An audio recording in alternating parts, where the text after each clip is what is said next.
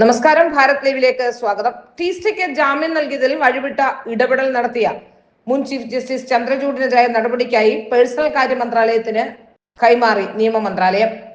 Supreme കോടതി മുൻ chief justice DY ചന്ദ്രചൂഡിനെതിരായ പരാതിയിൽ നടപടികൾക്കായി പേഴ്സണൽ കാര്യ മന്ത്രാലയത്തിന് കൈമാറി നിയമ മന്ത്രാലയം. മുൻ പട്ന ഹൈക്കോടതി ജഡ്ജിയാണ് DY ചന്ദ്രചൂഡിനെതിരെ പരാതി നൽകിയിട്ടുള്ളത്. 2002 ഗുജറാത്ത് കലാപത്തിൽ കൃത്രിമ തെളിവുണ്ടാക്കിയെന്ന് ആരോപിച്ച് അർബൻ നക്സലും ആക്ടിവിസ്റ്റുമായ ടീസ്റ്റ സദൽവാദിന് ഗുജറാത്ത് കോടതി ജാമ്യം നിഷേധിച്ചിരുന്നു. എന്നാൽ ഗുജറാത്ത് ഹൈക്കോടതി ടീസ്റ്റ സദൽവാദിന്റെ ജാമ്യാപേക്ഷ തള്ളിയത് അതിന്റെ വികലമായ ന്യായമാണെന്ന് ചൂണ്ടിക്കാട്ടിയാണ് സുപ്രീം കോടതി ആ വിധി റദ്ദാക്കിയത്.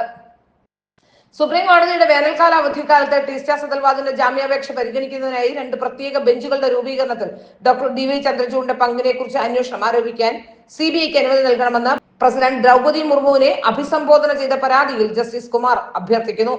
ഗുരുതരമായ ക്രിമിനൽ കുറ്റം നേരിടുന്ന ഒരു പ്രതിക്ക് അനാവശ്യമായ ആനുകൂല്യം നൽകാനുള്ള ഉദ്ദേശത്തോടെയുള്ള അധികാര ദുർവിനിയോഗമാണ് നടപടികളെന്ന് ജസ്റ്റിസ് കുമാർ തന്റെ പരാതിയിൽ പറയുന്നു. കൂടാതെ മുൻ സുപ്രീം കോടതി ചീഫ് ജസ്റ്റിസിനെതിരെ CBI അന്വേഷണവും അദ്ദേഹം ആവശ്യപ്പെടുന്നുണ്ട്. ഇതിന്റെ തുടർച്ചയായാണ് ഇപ്പോൾ നടപടിക്കായി നിയമ മന്ത്രാലയം പേഴ്സണൽ മന്ത്രാലയത്തിന് കൈമാറിയിരിക്കുന്നത്.